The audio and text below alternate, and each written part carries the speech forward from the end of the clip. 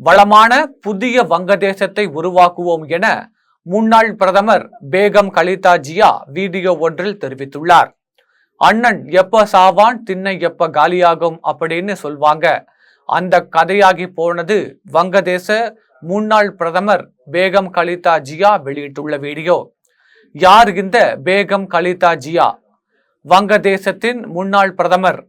இவர் மார்ச் 1991 முதல் மார்ச் 1996 வரை வங்காளதேசத்தின் பிரதமராகவும் மீண்டும் 2001 முதல் 2006 வரையும் பணியாற்றினார். பெனாசிர் பூட்டோவுக்கு பிறகு வங்காளதேசத்தின் முதல் பெண் பிரதமராகவும் முஸ்லிம் உலகில் 2வது பெண் பிரதமராகவும் இருந்தார். இவர் வங்காளதேசத்தின் முன்னாள் ஜனாதிபதிகளில் ஒருவரான ஜியாவுர் ரஹ்மானின் மனைவி.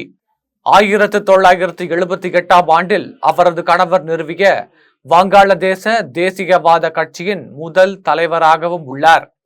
பொது தேர்தலில் BNP கட்சி வெற்றி பெற்றதை தொடர்ந்து அவர் பிரதமரானார். 2001 அவரது கட்சி மீண்டும் ஆட்சிக்கு வந்தது.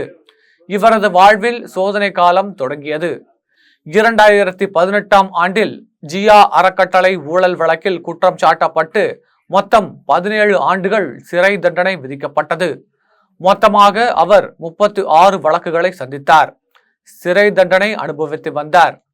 வங்காளதேசத்தில் மாணவர்கள் போராட்டத்தால் பிரதமர் ஷேக் ஹசீனா ராஜினாமா செய்து நாட்டை விட்டு வெளியேறி இந்தியாவில் தஞ்சமடைந்ததை அடுத்து வங்கதேச பார்லிமெண்ட் கலைக்கப்பட்டது. முகமது யூனிஸ் தலைமையில் ஆட்சி அமைந்துள்ளது. இங்குதான் அடித்தது யோகம் கலிதாவுக்கு.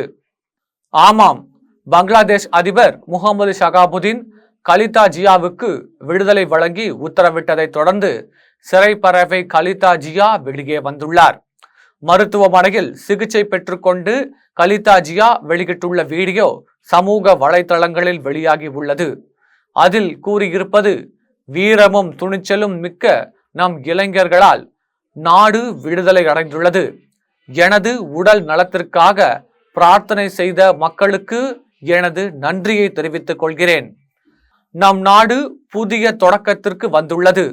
ஊழலால் சிதைந்து போன ஜனநாயகத்தை மீட்டு ஒரு புதிய வளமான வங்கதேசத்தை உருவாக்குவோம். முடியாததை முடித்து காட்டிய துணிச்சல் மிக்க இளைஞர்களுக்கும் இதற்காக உயிர் நீத்த தியாகிகளுக்கும் தலை வணங்குகிறேன். இவ்வாறு அந்த வீடியோவில் கலிதா ஜியா தெரிவித்துள்ளார். இவருடைய கருத்திற்கு பலர் எதிர்ப்புகளை பதிவிட்டு வருகின்றனர்.